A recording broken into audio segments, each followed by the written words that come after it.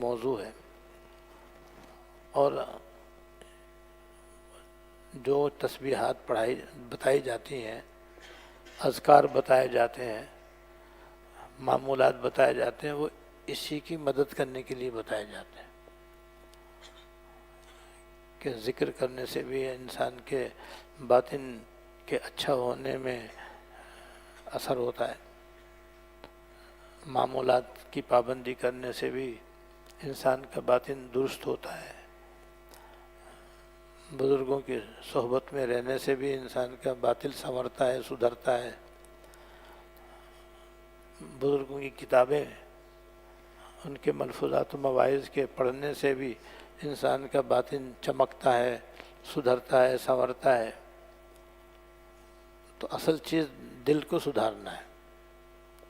حدیث میں بھی آپ نے فرما دیا کہ سن لو تمہارے جسم کے اندر ایک عضو ہے، جب وہ سدھر جاتا ہے تو سارا جسم سدھر جاتا ہے، اور وہ بگڑ جاتا ہے تو سارا جسم بگڑ جاتا ہے۔ فصل الجسد کلہ الا وہی القلب، یاد رکھو وہ دل ہے۔ تو اخلاق کا تعلق دل سے ہے، دل میں اچھے اچھے اخلاق پیدا ہو جاتے ہیں تو انسان با اخلاق بن جاتا ہے۔ تو یہ تیسری نصیحت بھی بڑی اہم نصیحت ہے، اللہ تعالی ہمیں اس کو اپنانے کی، اختیار کرنے کی توفیق عطا فرمائے۔ اس کے بعد پھر علماء کرام نے یہ فرمایا ہے کہ یہ جو انسان کا دل ہے، جو اچھے اور برے اخلاق کا مرکز ہے اور منبع ہے، یعنی اچھے اخلاق بھی دل میں ہوتے ہیں، برے اخلاق بھی دل میں ہوتے ہیں۔ تو تمام اچھے اخلاق کی بنیاد 4 چیزوں پر ہے۔ اگر کوئی آدمی اپنے اندر 4 چیزیں پیدا کر لے تو باقی سارے اخلاق ان کے تابع ہیں، وہ بھی ان کے اندر پیدا ہو جاتے ہیں، اور واقعتاً آدمی حسن اخلاق سے آراستہ ہو جاتا ہے، با اخلاق بن جاتا ہے، صحیح معنی میں مسلمان بن جاتا ہے، کامل انسان ہو جاتا ہے۔ تو 4 چیزیں ایسی ہیں کہ ان کو اختیار کرنے سے باقی اچھے اخلاق بھی انسان کے اندر پیدا ہو جاتے ہیں۔ ان میں سے ایک یہ ہے کہ انسان اپنے دل میں شفقت اور رحمت کو پیدا کرے۔ شفقت و رحمت، ہر ایک کے ساتھ شفقت کا برتاؤ، نرمی کا برتاؤ کرنے کی عادت ڈالی جائے۔ عام طور پر بچوں پر شفقت ہوتی ہے، چھوٹوں پر شفقت ہوتی ہے، کمزوروں پر شفقت ہوتی ہے، بیماروں کے ساتھ شفقت ہوتی ہے، یہاں تک کہ غریبوں پر شفقت ہوتی ہے، اور آخر میں جانوروں پر بھی شفقت ہوتی ہے کہ ان کی تکلیف سے بھی آدمیوں کو تکلیف ہوتی ہے، ان کو راحت پہنچا کر کے آدمیوں کو راحت ہوتی ہے۔ تو شفقت و رحمت یہ اخلاق حمیدہ کی ایک جڑ اور بنیاد ہے۔ اس کے ساتھ جب یہ پیدا ہو جاتی تو اور اس سے متعلق جتنے بھی اچھے اخلاق ہیں وہ بھی پیدا ہو جاتے ہیں۔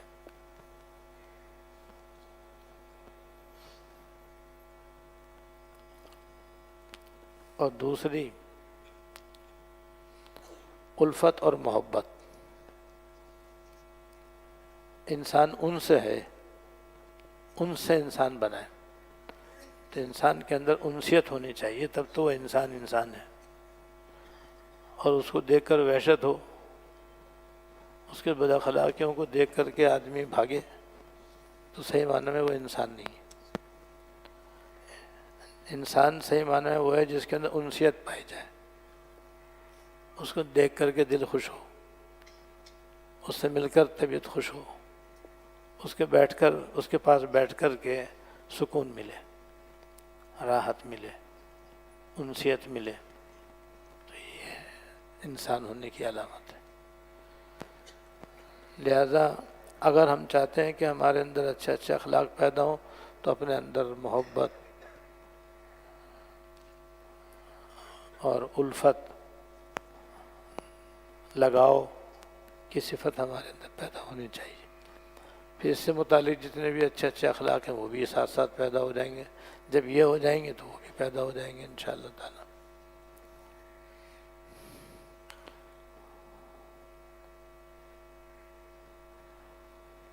اور دوسرے تواضع اور انکساری. تواضع اور انکساری، جتنی کسی کے دل میں تواضع ہوگی اتنا ہی وہ بااخلاق ہوگا. جتنی تواضع نہ ہوگی اتنا ہی وہ صحیح معنی میں انسان نہ ہوگا. وہ متکبر ہوگا، وہ مغرور ہوگا، اور اس میں غصے غصہ ہوگا، اور وہ ہر ایک سے لڑنے مرنے والا ہوگا، طبیعت کا سخت ہوگا، ترش مزاج والا ہوگا، لڑائی جھگڑے والا ہوگا. ہر آدمی اس کو دیکھ کر کے بھاگے گا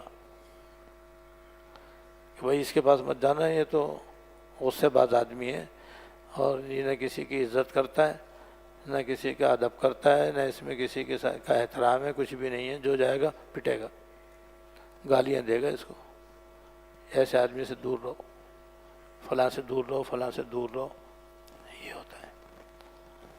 اور جو متواضع ہوتا ہے وہ خلیق، بااخلاق، شریف، نرم دل، خوش دل ہوتا ہے. اس کے پاس جانے سے طبیعت خوش ہوتی ہے، اس کی باتوں سے دل کو سکون ملتا ہے، اس کے پاس بیٹھنے کو طبیعت چاہتی ہے. یہ دیکھو کتنی اچھی اچھی باتیں ہیں، تواضع سے پیدا ہوتی ہیں یہ سب چیزیں. بلکہ بعض حضرات نے فرمایا کہ جتنے بھی اچھے اچھے اخلاق ہیں سب کی جڑ ہی اصل میں تواضع ہے. سب کی جڑ ہی اصل میں تواضع ہے.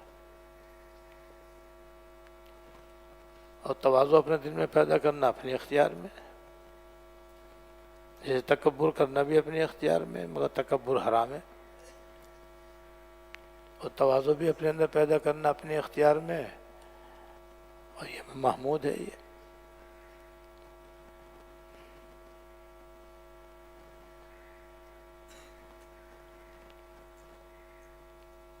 اور چوتھی چیز ہے ایثار و قربانی. ایثار اور قربانی یعنی اپنے خواہش کو دبا کر دوسرے کی خواہش پوری کرنا، اسے کہتے ہیں ایثار. اپنے خواہش کو دبا کر دوسرے خواہش کو پورا کرنا، اپنی طبیعت کو دبا کر دوسرے کی فرمائش پوری کرنا، اسے ایثار کہتے ہیں، اسے قربانی کہتے ہیں. تو یہ چار خوش اخلاقیاں ہیں، یہ چار حسن اخلاق ہیں جو سارے دیگر اچھے اچھے اخلاق کی جڑ اور بنیاد ہے. تو علماء کرام کو اللہ پاک جزائے خیر دے کہ انہوں نے دودھ کا دودھ، پانی کا پانی کر کے دکھا دیا ہمیں. وہ چار باتیں بتا دی، بھائی تم چار باتیں پیدا کر لو، بس باقی چیزیں خود ہی ان کے اندر آ جائیں گی. بھائی چار درخت لگا لو، سارے پھل پھول اس کے اندر آ جائیں گے. ایسی چیز ہے یہ. تو حضور کی شفقت اور رحمت میں بتا چکا ہوں آپ کو. اللہ تعالیٰ نے چاروں خوبیاں حضور صلی اللہ علیہ وسلم میں بدرجہ اتم پیدا فرمائی تھی، اور آپ ان چاروں باتوں کے اعلیٰ مقام پر فائز تھے. جس قدر شفقت آپ کی ذات اقدس میں تھی کسی میں بھی نہ تھی، جس قدر محبت آپ فرماتے تھے کسی کے اندر بھی ایسی محبت نہ تھی. حدیث میں ایک صحابی کا واقعہ آتا ہے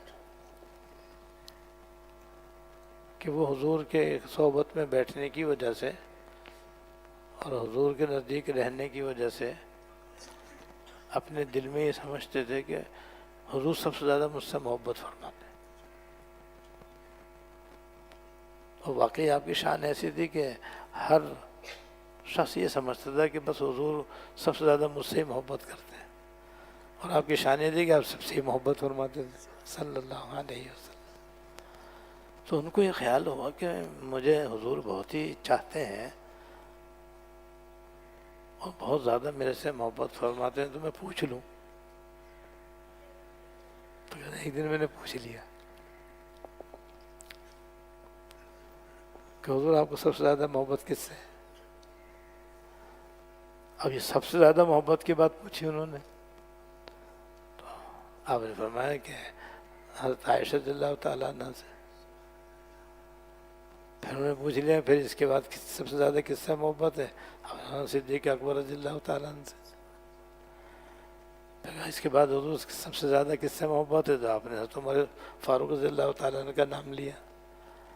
اس طرح انہوں نے کئی دفعہ حضور سے پوچھا.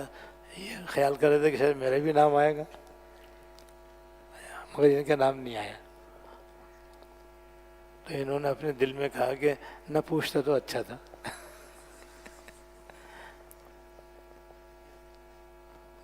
تو حضور کی شان ایسی تھی کہ بس ہر ایک یہ سمجھتا تھا کہ مجھ سے حضور مجھ سے سب سے زیادہ محبت فرماتے ہیں. تو میں نے عرض کیا نا حضور سب سے ہی بہت محبت فرماتے تھے صلی اللہ علیہ وسلم. تو اگر انسان کے دل میں بے لوث محبت ہو اور اللہ کی رضا کے لیے محبت ہو، اللہ کی رضا کے لیے کسی سے محبت ہو یا اللہ کی رضا کے لیے کسی سے نفرت ہو، تو حدیث میں آتا ہے اس نے اپنا ایمان کامل کر لیا. اور دوسری فضیلت یہ کہ اللہ تعالیٰ قیامت کے دن اپنے عرش کا سایہ اس کو عطا فرمائیں گے، جب اللہ تعالیٰ کے عرش کے سایہ کے علاوہ کوئی اور سایہ نہیں ہوگا.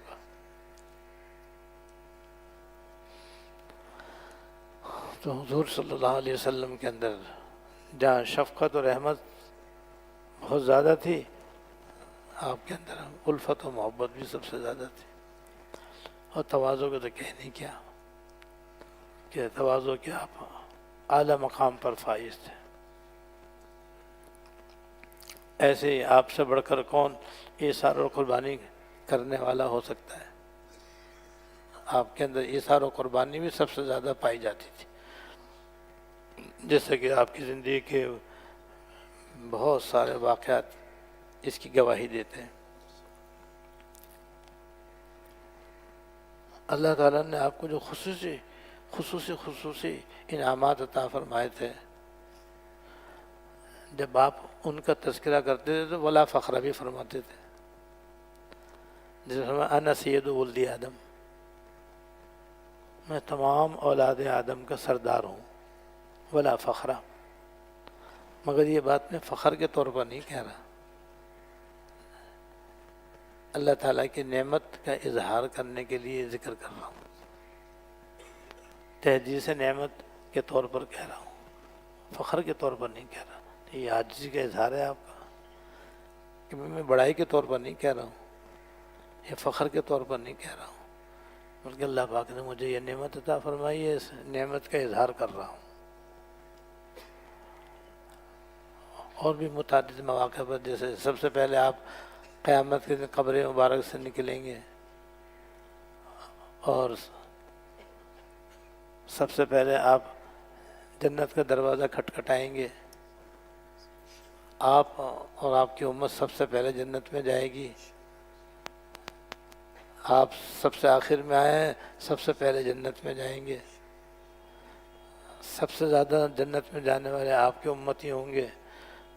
دوسری امتوں کی تعداد حضور کے امت کے مقابلے میں کم ہوگی، اور آپ ہی کے ہاتھ میں حمد کا جھنڈا ہوگا. آپ ہی شفاعت کبریٰ فرمائیں گے.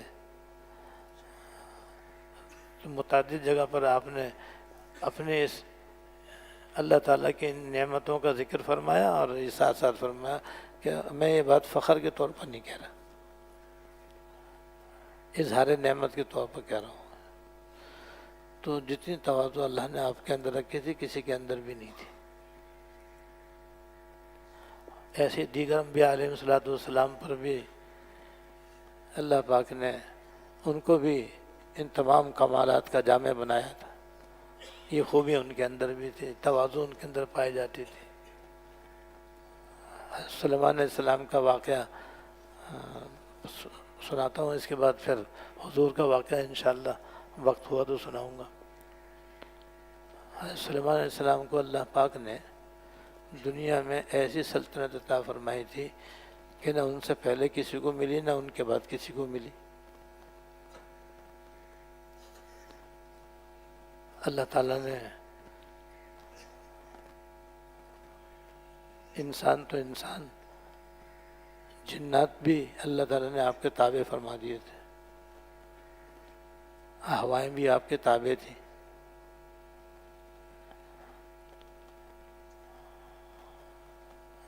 ہوائیں بھی آپ کے تابع تھیں، جنات بھی آپ کے تابع تھے۔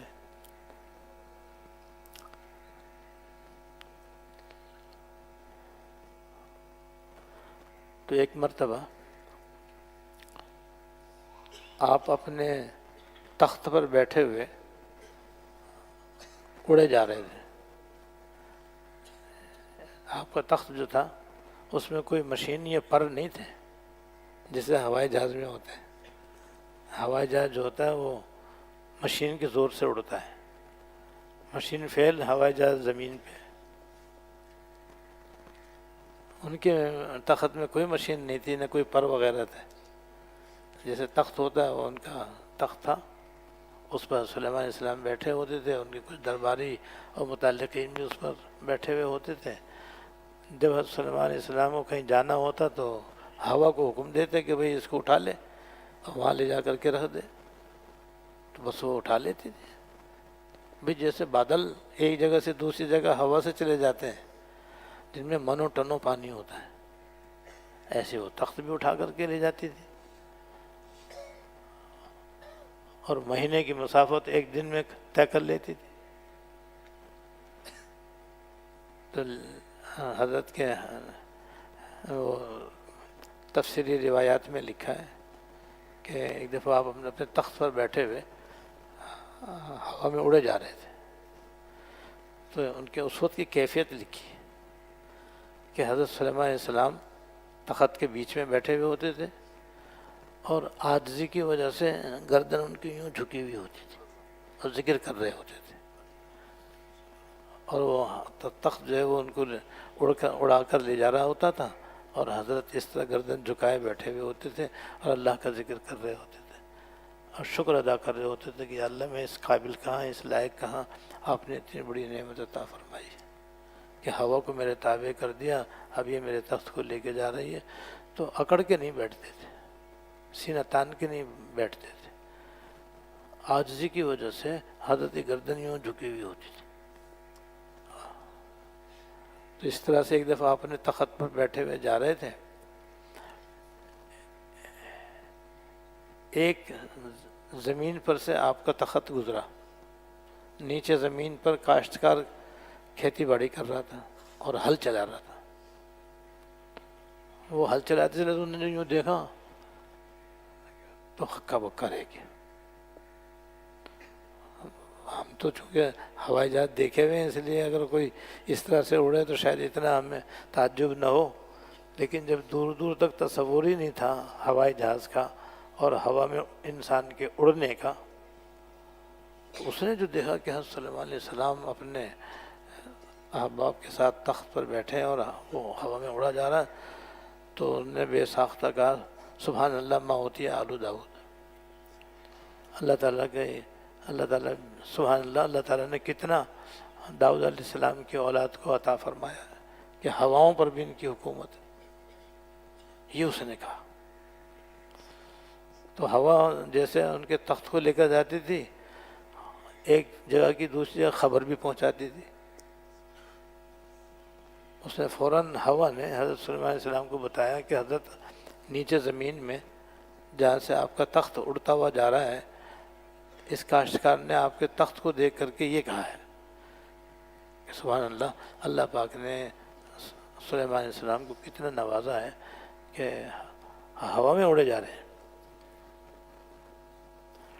اور چونکہ آپ اللہ تعالیٰ کے پیغمبر تھے، اور پیغمبر جو ہوتے ہیں وہ اپنی امت کی اصلاح کے لیے ہوتے ہیں، وہ جہاں ان کو ایمان کی اور توحید کی دعوت دیتے ہیں وہاں ان کی اصلاح بھی کرتے ہیں۔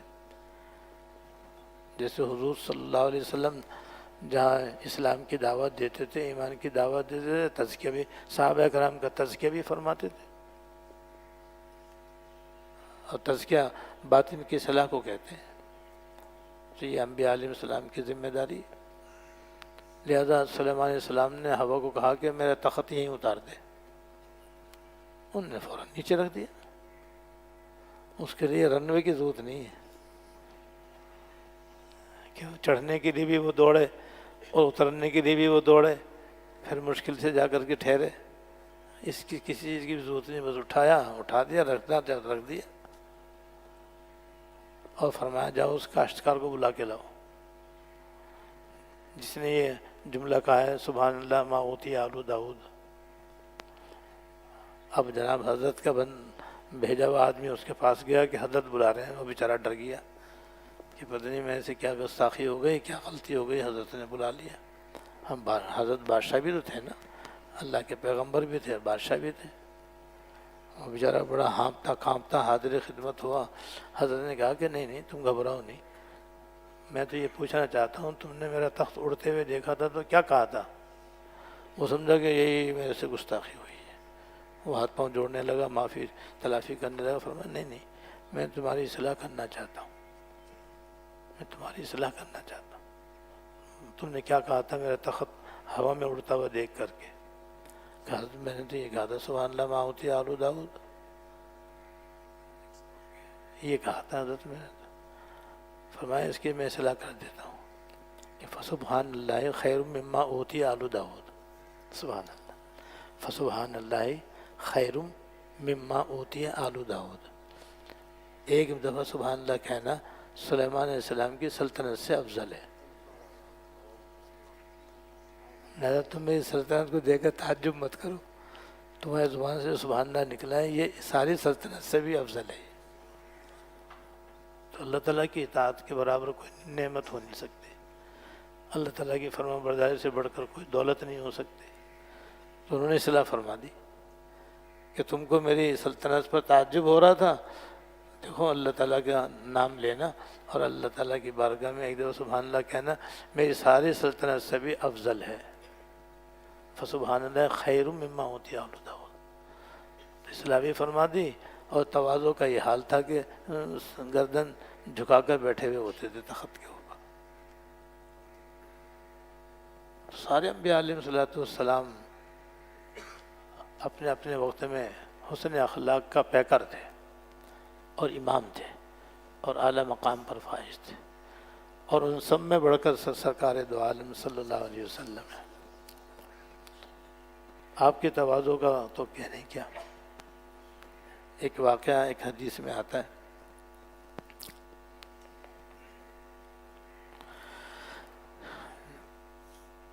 جب آپ مکہ مکرمہ سے ہجرت کر کے مدینہ منورہ آ گئے تب بھی اہل مکہ سے آپ کے برابر لڑائی جاری رہی. پہلے غزوہ بدر ہوا، پھر غزوہ احد ہوا، پھر دوسرے غزوے ہوئے، آخر میں مکہ مکرمہ فتح ہوا. فتح مکہ کے موقع پر آپ مدینہ طیبہ سے 10,000 کا صحابہ کرام کا لشکر لے کر مکہ مکرمہ فتح کرنے کے لیے تشریف لے گئے.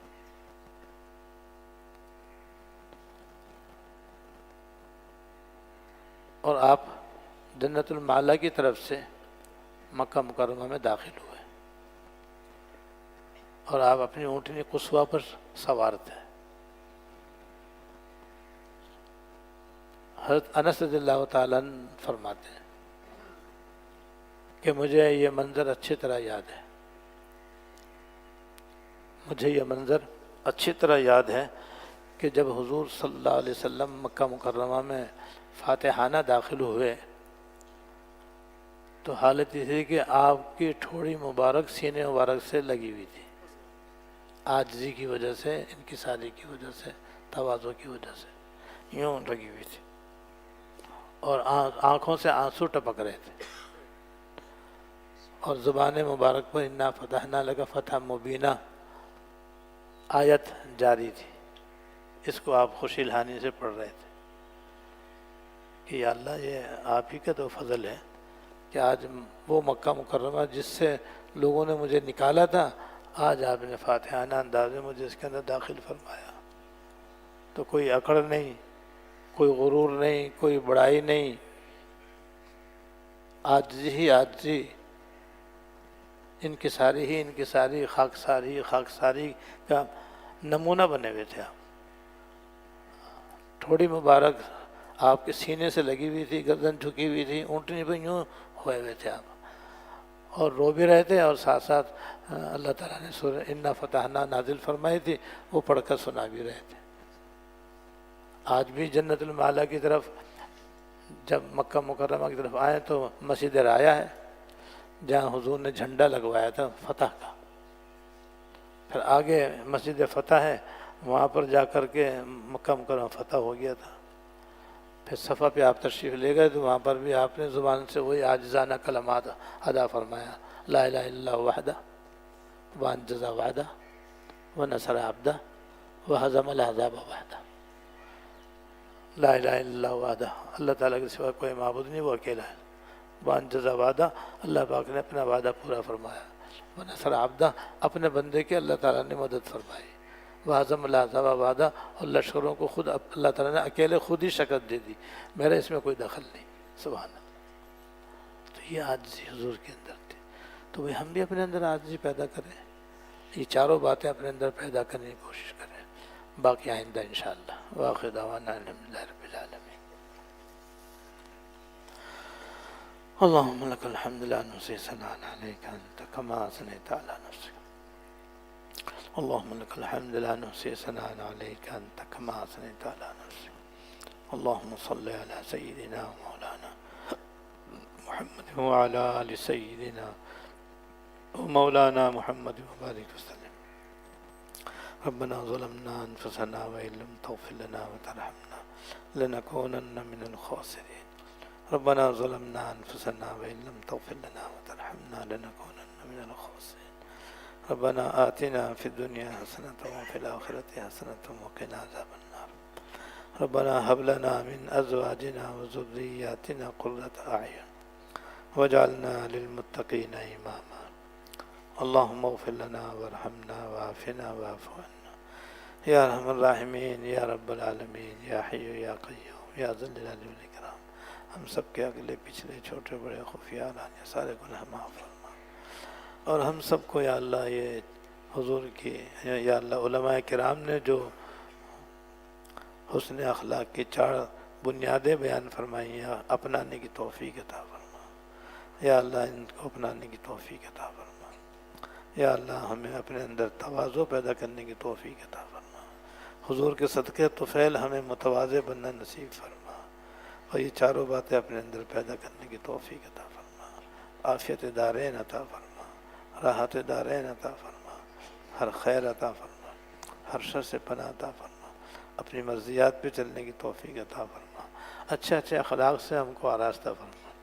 اللہم اہدنا لصالح الاعمال والاخلاق فإنه لا يهدي لصالحها ولا يصرف سيئها إلا أنت. اللهم اهدنا لصالح الأعمال والأخلاق فإنه لا يهدي لصالحها ولا يصرف سيئها إلا أنت. اللهم إنا نسأل الهدى والتقى والعفاف والغنى. اللهم إنا نسأل الهدى والتقى والعفاف والغنى. یا ارحم الراحمین، جو احباب خواتین و حضرات یہ بیان سن رہے ہیں سنیں گے، یا اللہ ان کی دعاؤں نیک دعاؤں میں ہمیں شامل فرما، ہماری دعاؤں میں ان کو شامل فرما، ہر خیر عطا فرما، ہر شر سے پناہ عطا فرما۔ ربنا تقبل منا انك انت السميع العليم وتب علينا انك انت التواب الرحيم. صلی اللہ تعالی علی النبی الکریم محمد و آلہ و اصحابہ اجمعین، آمین برحمتک یا